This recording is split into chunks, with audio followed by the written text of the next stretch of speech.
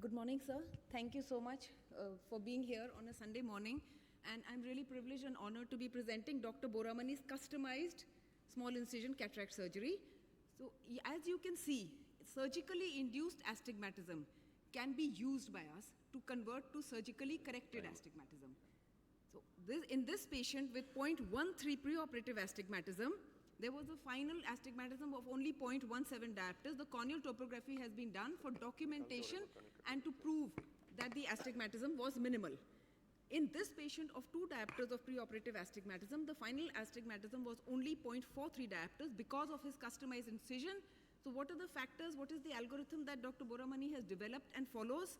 The length of the incision, the site of the incision on the steepest meridian, and the shape of the incision is what determines the final post-operative astigmatism, because the need of the hour is best uncorrected visual acuity.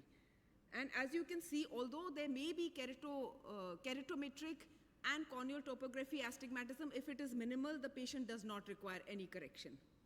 Scleral tunnel incisions are more kind in nature. They are secure, they heal well, they're forgiving in the sense that in the beginning, when the residents are not in the correct plane, they can start from the other side and secure a great tunnel. It's an economical, affordable, effective surgery. So depending on the shape of the incision, the straight incision gives us the maximum surgically induced astigmatism, which can be used to modulate and correct the pre-existing astigmatism. So a typical superior straight incision gives 1.25 to 1.5 diopters of astigmatism, slightly curved 0.75, more curved 0.4, and highly curved almost U.2, whereas a perfect U gives 0 astigmatism. It's difficult to make, but it gives great results. Depending on the length of the incision, a 7 millimeter incision gives an astigmatism of about 1.7 diopters in the superior area. 6, it reduces to 1.25, and with 5 millimeters, it's reduced. So the size of the incision, shape of the incision, and most importantly, the site of the incision. The superior curved incisions, as you can see, the straight gives the maximum SIA. It reduces as the incision starts getting more curved, and finally the perfect U gives 0 surgically induced astigmatism. Temporal incisions are weaker in this regard, and they afford less surgically induced astigmatism. So the surgery can be tailor-made, hence it's customized. Depending on the need of the patient, you can use this astigmatism, which was initially thought a curse, can become a blessing. So the straight temporal incision gives a much less astigmatism. The straight temporal gives 1.08, whereas the straight superior gives 1.7 diopters of astigmatism.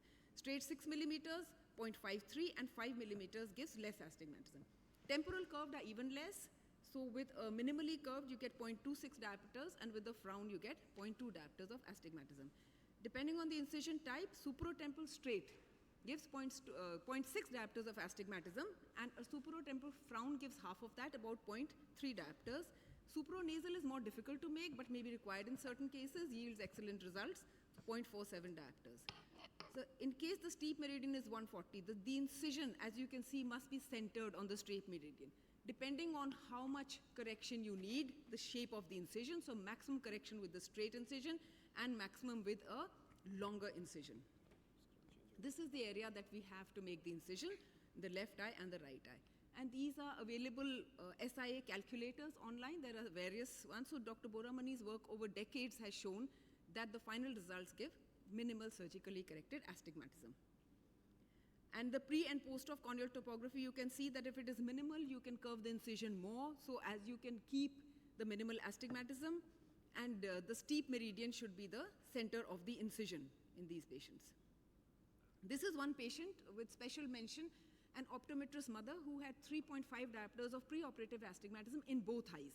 In one eye, she had had phacoemulsification at a premier institute and had residual astigmatism of 3.5, and she was not happy with the outcome. So he discussed all the possible surgical options with her, and she selected CICS by Dr. Boramani, and this is the final astigmatism was only 0.64 diopters with correction of 2.98 diopters. And how was this achieved? With a straight 7.5 millimeter incision on the steep meridian.